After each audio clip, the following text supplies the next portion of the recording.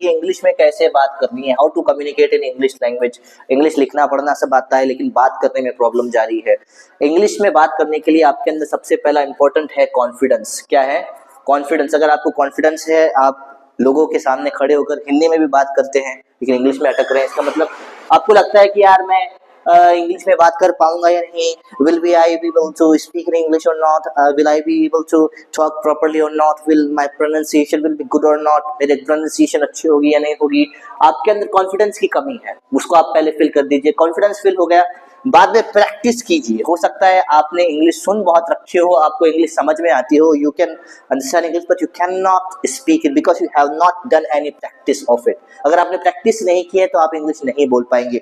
English के अंदर आपके मसल्स एक्टिव होते हैं, कोई भी लैंग्वेज हो, कोई भी भाषा हो, जब आप उसको बोलते हैं तो आपके मसल्स जो है वो एक्टिव होते हैं, माउथ मसल्स। अभी मैं बोल रहा हूँ, अगर मैं जुबान को हिलाऊं नहीं तो मैं बोल नहीं पाऊंगा, जबान हिल रही है कंटिन्यूअसली। अगर मेरी जबान को यानी टंग को प्रैक्टिस ही नहीं है इंग्लिश के वर्ड्स बोलने की, तो फिर वो कैसे मैं इंग्लिश वर्ड्स बोल पाऊंगा? भले ही मेरे दिमाग में, लेकिन यहाँ है लेकिन वो जुबान पे नहीं आ रही है। उसका मेन रीजन है प्रैक्टिस। प्रैक्टिस कीजिए, अकेले में प्रैक्टिस कीजिए, खुद से बात करते हुए प्रैक्टिस कीजिए, अपने फ्रेंड के साथ में प्रैक्टिस कीजिए।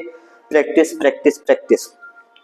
पहला पॉइंट क्लियर, दूसरा पॉइंट क्लियर, लास्ट और तीसरा पॉइंट, आपको इंग्लिश कंटेंट कंज्यूम करना है। आप कोई भी एरिया में रहते हो, आपके पास इंटरनेट होगा, आपके पास 100% गारंटी है मोबाइल स्मार्टफोन होगा, क्योंकि आप ये वीडियो देख रहे हैं, तो आपको इंग्लिश कंटेंट को कंज्यूम करना है जितना हो सके उतना।